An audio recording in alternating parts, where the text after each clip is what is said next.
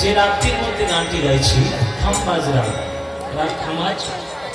উচ্চাটন মন ভরে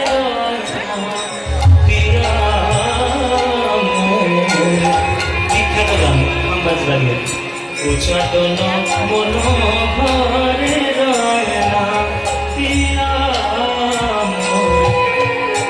আরেকটি বিখ্যাত গান আছে, বৈষ্ণব জন তো তেনে কহিয়ে যে पीर पराए जाने रे। खाम्बाज रागेर गान। पर दुखी उपकार करे कोई मन अभिमान ना आने रे। वैष्णव जन को तेने कहिए जे पीर पराए जाने रे। सभी खाम्बाज गमा पमा गमा गरे सा पगमा pani dani padama padama ga gama padani ni pani sa re ma re ni sa ni ga padama pa ni sa ni sa ni sa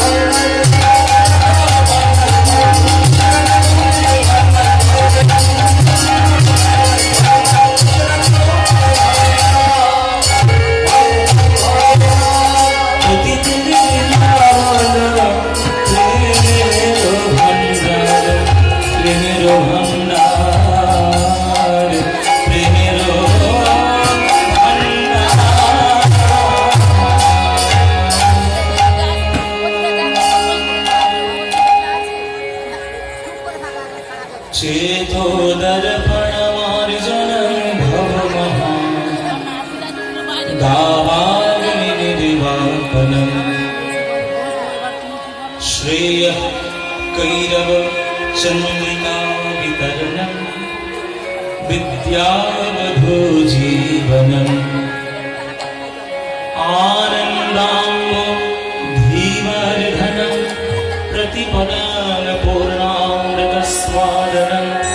सर्वात्मस्नपनं परम विजयते श्रीकृष्ण संकीर्तनं श्रीकृष्ण संकीर्तनम्।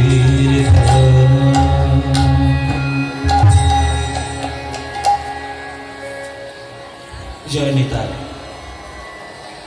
उपस्थित सकल कृष्ण अनुरागी गौर भक्तबृंदेर चरणे आमार कोटि कोटि दंडवत प्रणाम। आमार सकल गुरुवर्गेर श्रीचरणे आमार शत सहस्र कोटि दंडवत प्रणाम। शेरपुर এই রাধা মাধব মন্দির প্রাঙ্গণ প্রতি বছরের ন্যায় এই বছর হরিনাম সংকীর্তন অনুষ্ঠানে আজ আপনারা হাজার হাজার ভক্তবৃন্দগণ এখানে সমবেত হয়েছেন, একত্রিত হয়েছেন প্রাণ গৌর গোবিন্দের লীলামৃত মাধুরী পান করবেন বলে। এই হরিনাম সংকীর্তনে আজকের এত ভক্তের সমাগম, দুপুর বেলায় আপনারা কীর্তন আস্বাদনের জন্য এত আপনাদের উৎসাহ যে আপনারা সকল কাজকে তুচ্ছ করে হরিনামটাকেই শ্রেষ্ঠ মনে করে আজকের এখানে পদার্পণ করেছেন। আমাদের বাংলায়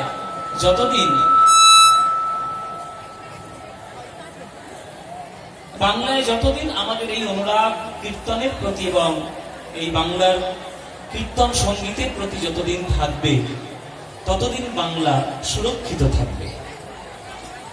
তাই এই বাংলার শ্রেষ্ঠ গান আস্বাদন করার জন্য আজকে আপনারা এসেছেন, শান্ত হয়ে শুনছেন। আমার কেউ কেউ মহাভারতের ঝগড়াও শুরু করেছেন, জায়গা নিয়ে যত ঝামেলা ঝঞ্ঝাট শুরু হয়ে গেছে। কেউ 4 বিঘে জায়গা নিয়ে বসে আছে, কেউ আবার সরু গলির মধ্যে চেপে বসে আছে। কীর্তন শোনার জন্য বিচিত্র রকমের ভক্তদের বিচিত্র ভাব। যাই হোক, মূল উদ্দেশ্য কীর্তন, যে কীর্তন আমরা মন প্রাণ দিয়ে শুনবো, সেই উদ্দেশ্যটা যেন ঠিক থাকে। যে 3 ঘন্টা কীর্তন আপনারা শুনবেন, হৃদয়ের মধ্যে অনেক কিছু শিক্ষা হৃদয়ের মধ্যে ভর্তি করে নিয়ে বাড়ি যাবেন, যাতে সেই শিক্ষাটা আপনারা নিজেদের জীবনে অ্যাপ্লাই করতে পারেন, সেই জীবনে শিক্ষাটা যেন পরিবেশন করতে পারেন, আপনারা জীবনে প্রতিফলিত করতে পারেন। তবেই কীর্তন শোনার আসল মানে হবে। এই কীর্তন গাইলে বা শুনলে আমাদের কি লাভ হয়? মহাপ্রভু শ্রী খাষ্টক শ্লোকে একটি শ্লোক তিনি বর্ণনা করেছেন যে কীর্তন শুনলে কি লাভ হয়। কি লাভ হয়? প্রথম লাভ হচ্ছে চেতো দর্পণমার্জনম। মনের মধ্যে যা ময়লা থাকবে সব কিছু পরিষ্কার করে দেওয়ার ক্ষমতা একমাত্র কীর্তন গানের মধ্যে আছে। তবে হ্যাঁ, ভেজাল কীর্তন শুনলে কিন্তু মনের ময়লা পরিষ্কার হবে না। এখন তো চারিদিকে ভেজাল কীর্তন ভর্তি হয়ে গেছে। আমরা কীর্তনিয়া, আমরা যদি গুরু পরম্পরায় শিক্ষা গ্রহণ করি, তাহলে আমাদের দায়িত্ব থাকবে আপনাদেরকে সঠিক কীর্তনটা শোনানো। আর আপনাদের উদ্দেশ্য থাকবে কীর্তনের আসনে গিয়ে প্রকৃত কীর্তনটা শোনা। এবার আমি যদি আপনাদেরকে প্রকৃত কীর্তন শোনাতে না পারি, সেটা আমার মূর্খতা। আর আপনারা যদি প্রকৃত কীর্তন বসে শুনতে না পারেন, আপনাদের সেটা ব্যর্থতা। তাহলে কীর্তন গায়ক হিসেবে এবং কীর্তন শ্রোতা হিসেবে আমাদের দুজনেরই ইচ্ছা এবং অনুগ্রহ থাকবে যে সত্যিকারের কীর্তনটা আমরা শুনবো। সেই প্রকৃত কীর্তন যদি শুনতে পারেন, তাহলে মনের ময়লা দূর হবে, একবারে 100% গ্যারান্টি দূর হবেই। আরে তোমরা তো সামান্য মানুষ, তোমরা তো সাধারণ মানুষ, তোমরা এতজন কীর্তন শুনতে এসেছো, তোমরা তো আগ্রহ করে কীর্তনের আসরে এসেছো। যারা কখনো কীর্তনের আসনেই যায়নি, রাস্তার পাশে মদ খেয়ে পড়ে থাকতো, লোকের বাড়িতে আগুন ধরিয়ে দিত, লোকের ঘরদোর ভেঙে চুরমার করে দিত, সেই দুটো লোককে পর্যন্ত নিত্যানন্দ হরিনাম দিয়ে তাদের বৈষ্ণব বানিয়ে দিল। আর তোমাদের হবে না? জগাই আর মাধাই, জগাই মাধাই তারা বনকে পড়ে থাকতো, কিন্তু তবুও নিত্যানন্দ তাদেরকে প্রেম দিতে গেছিল। হ্যাঁ, নিত্যানন্দের কপালটা হয়তো ফেটেছিল, তার জন্য ওই কলসির কানা নিয়ে ছুঁড়ে মেরেছিল।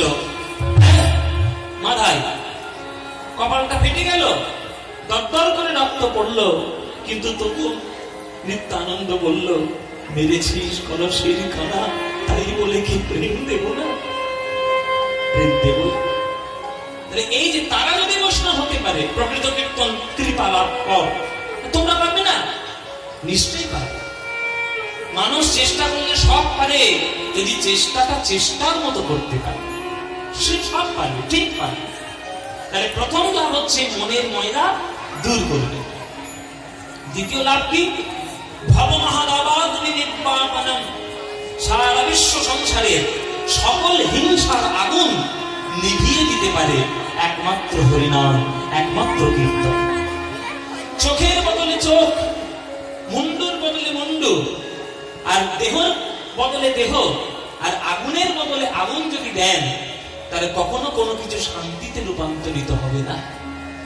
আগুনটাকে নিভাতে গেলে যেমন জলের প্রয়োজন হয়, তেমনি ভবসংসারের হিংসার আগুন নেভাতে গেলে রাধা গোবিন্দের প্রেম রূপ হরিনাম রূপ জলের প্রয়োজনে আমাদের হৃদয় থেকে সেই হিংসা দূর হবেই। 2 নম্বর লাভ। 3 নম্বর লাভ, শ্রেয় কৈরব চন্দ্রিকা বিতরণম। চাঁদের আলোয় যেমন শালুক ফুল ফোটে, তেমনি হরিনাম রূপী চাঁদের আলোয় মঙ্গল রূপী শালুক ফুলের বিকশিত হয়, বিকাশ হয়। 3 নম্বর লাভ, মানে হরিনাম শুনলে মঙ্গল হয় জীবনে। 3 নম্বর লাভ। 4 নম্বর লাভ, বিদ্যাবধূ জীবনম।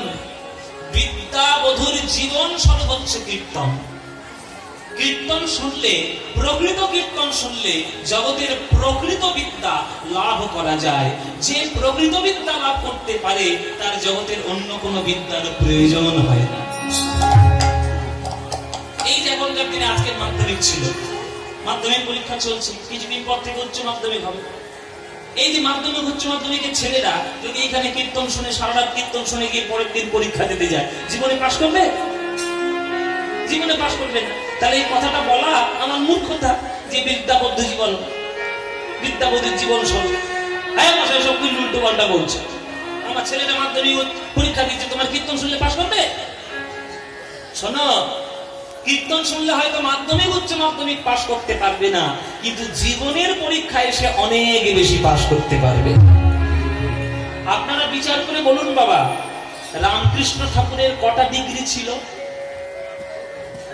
কটা ডিগ্রি ছিল? আর মুকেশ আম্বানির কটা ডিগ্রি আছে?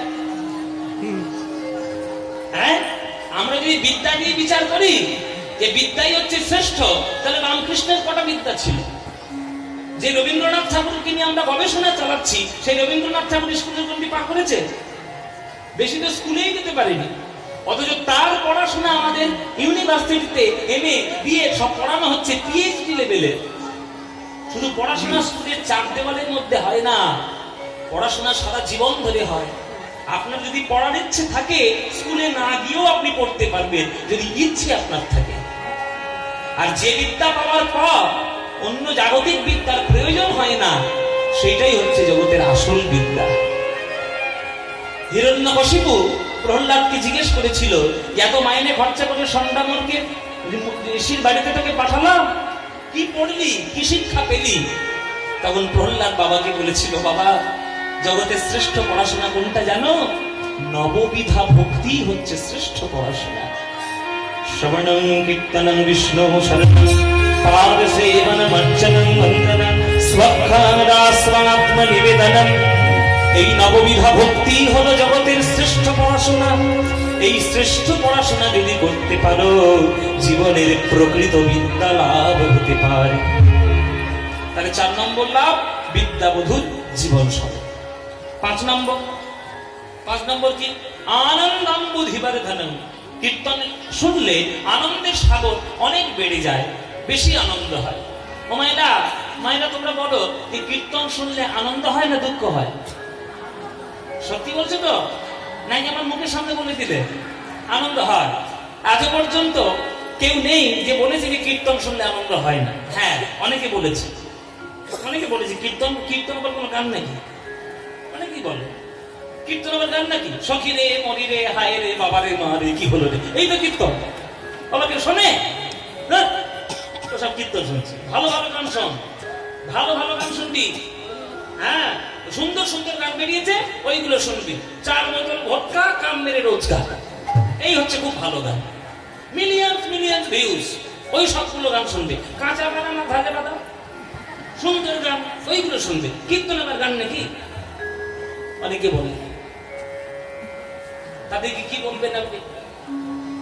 গণ্ডমূর্খ ছাড়া কিছু বলতে পারবেন? যে কীর্তনকে রবীন্দ্রনাথ ঠাকুর মাথার উপরে রেখেছিলেন, যে সাহিত্যের শ্রেষ্ঠ নিদর্শন বাংলার বৈষ্ণব পদাবলী, সেইগুলোই হচ্ছে শ্রেষ্ঠ। সেটা শুনলে আনন্দ হবে, স্বাভাবিক ব্যাপার। 5 নম্বর। 6 নম্বর লাভ, প্রতিপদং পূর্ণামৃত স্বাদনম। কীর্তনের প্রতি পদে পদে অমৃতের স্বাদ আছে। খুঁজতে হবে অমৃতের সন্ধান কোথায়। একটা সাগরের মধ্যে কোথায় মণিমুক্ত লুকানো আছে, এ কি সাধারণ মানুষ জানে? ডুবুরি কিন্তু ঠিক জানে। কোথায় ডুব দিলে একটা মুক্ত তুলে নিয়ে আসতে পারবে, ডুবুরি জানে। ডুবুরি ছাড়া যেমন সমুদ্র থেকে মুক্ত তোলা সম্ভব নয়, তেমনি প্রকৃত ভক্ত ছাড়া কীর্তন সমুদ্র থেকে প্রেম রত্ন তোলা সম্ভব নয়। তাই ভক্ত হতে হয়। 6 নম্বর লাভ। আর 7 নম্বর লাভ হচ্ছে সর্বাত্মস্নপনম পরম বিজয়িত শ্রীকৃষ্ণ সংকীর্তনম। সর্ব আত্মাকে একসঙ্গে স্নান করাতে পারবে এই আমার কীর্তন গান। একসঙ্গে স্নান করাবে সর্ব আত্মাকে। যারা কীর্তনের আসনের মধ্যে বসেছে তারাও উদ্ধার পাবে, যারা বাইরে বসে শুনছে তারাও। আস্তে আস্তে